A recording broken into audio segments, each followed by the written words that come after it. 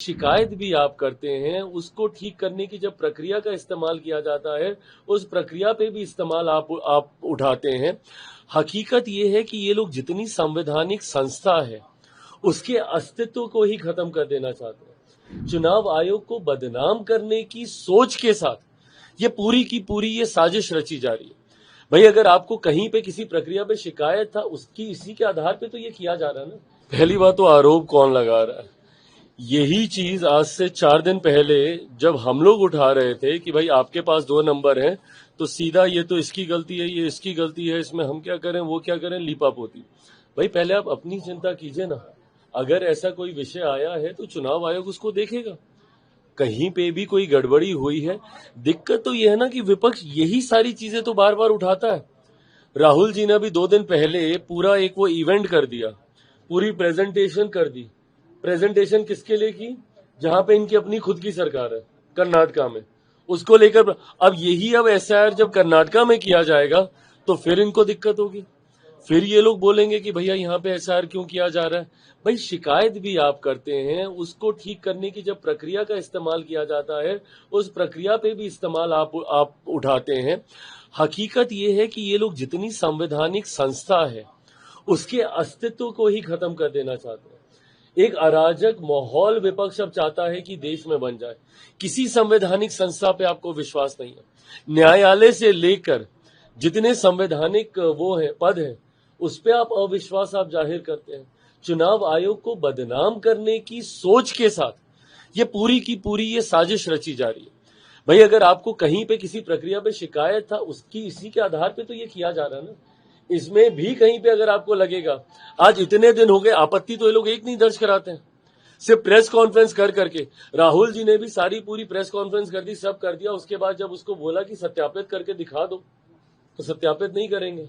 जब आपको इतना विश्वास है कि भाई जो आप कह रहे हैं सही कह रहे हैं, तो जाइए, तो एक बार शिकायत तो कीजिए। आज बिहार की एसआईआर की सूची को रिलीज हुए 8, 9, 10 दिन हो गए। क्यों नहीं इतने दिनों से एक भी आपत्ति चुनाव आयोग के पास, ना कांग्रेस के माध्यम से, ना राजद के माध्यम से कोई दर्ज नहीं कराई जा रही है। तो सिर्फ मीडिया में आना, बातें करना और भाग जाना, मतलब ये सिर्फ हंगामा खड़ा करना ही आप लोगों का मकसद है ना। पार्लियामेंट आप चलने नहीं देंगे, लोकसभा में आप काम होने नहीं देंगे। जिस प्रक्रिया की आप शिकायत करेंगे, उसी को सुधारने के लिए जब एक दूसरी प्रक्रिया का इस्तेमाल किया जाएगा, कैसे ठीक किया जाएगा इस व्यवस्था को? अगर आपको लग रहा है कि चुनावी सूची में कहीं धांधली हो रही है, डुप्लीकेसी ऑफ द वोट है, या वोटर लिस्ट ऐड की जा रही है, फर्जी वोटर्स को जोड़े जा रहे हैं, विदेशी नागरिकों को इसमें जोड़ा जा रहा है, कैसे इंटेंसिव रिवीजन सही होगा? अब उसको लेकर भी आप हंगामा करते हैं। खुद आपके 2 वोटर आईडी कार्ड आपके निकल गए हैं, नेता प्रतिपक्ष बिहार के। यह अपने में ही एक चिंता का विषय है।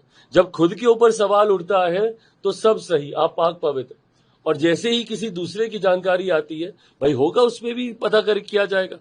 चुनाव आयोग चाहेगा तो उसके ऊपर भी जांच करेगा, जो दोषी होगा वो। पर आप अपना पक्ष तो आप रखिए कि भाई आपके तो जो 2 सामने आए हैं, जिसमें चुनाव आयोग भी टिप्पणी कर चुका है, उसका सत्य तो आप बताने का काम कीजिए। राहुल गांधी को बोला कि जो आप बोल रहे हैं या तो इसका एफिडेविट डालिए तो माफी मांगिए, तो ही नहीं, बिल्कुल सही बात है भाई, आप उसको कीजिए तो सत्यापित।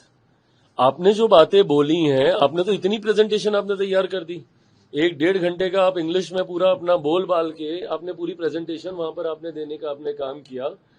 तो आप भाई उसको एक बार सत्यापित भी कर दीजिए, विधिवत तरीके से उसके ऊपर कार्रवाई होनी शुरू हो जाएगी।